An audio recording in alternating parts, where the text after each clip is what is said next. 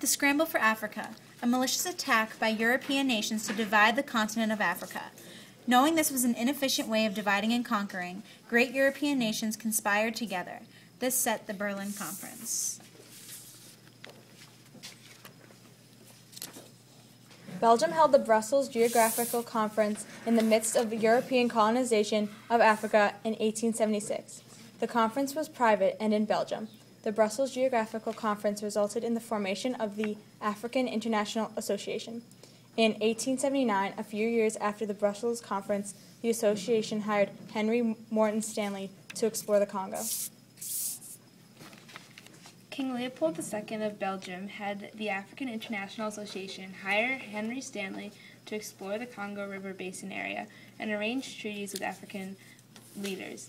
Publicly, King Leopold spoke of his want to claim the Congo Free States as a civilization mission to civilize the Africans living there. But secretly, Leopold dreamed of conquest and profit that he could gain from the African Congo riches. Other countries, such as Britain, France, and Germany, saw the many riches in the Congo that King Leopold had gained for Belgium and his Congo Free States, their abundance of rubber, copper, ivory, and palm oil. As these nations envied the success of King Leopold and his findings in the Congo, they began to the scramble for Africa, claiming lands in Africa under their rule while trying to beat the other countries to Africa.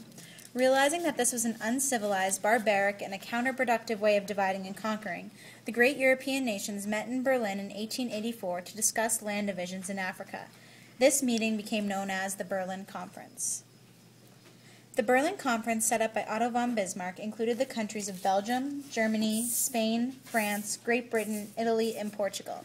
These were the only countries that made land claims in Africa. Many others were invited, such as the U.S., but they did not attend. No African nations were represented at the conference. Other representatives of countries were present, but these 7 main countries were the countries that claimed land during the meeting. Under the leaders of Otto von Bismarck, representatives from the countries created the Berlin Act, where it was agreed that a European power could not claim any part of Africa unless the country had set up a government office and sent government officials to exert power over local rulers and people in the African colony they had claimed. In addition, the lands that Henry Stanley had claimed for Belgium and King Leopold before the conference would remain as Belgian land and would become the Congo Free States, a republic set up by King Leopold that he had total control over. Without further ado, a map of Africa was laid out like a game board, and the representatives, like players, pointed to the sections of Africa they desired, claiming the land for their country.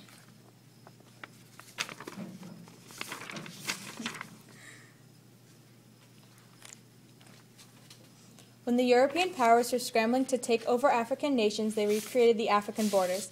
The impact of the borders on Africans was big, since a lot of the time the boundaries only reflected the interests of the European powers. Oftentimes, African tribes would be split up due to the new boundaries. By the time the Berlin Conference was entering its 30th year, Africa was divided into more than 50 separate countries under colonial rule. The Berlin Conference also made sure that the Niger River and the Congo River were left open for traffic and trade. King Leopold and other Belgians were exploiting the riches of the Congo, and as they forced the African villagers to work for almost no pay.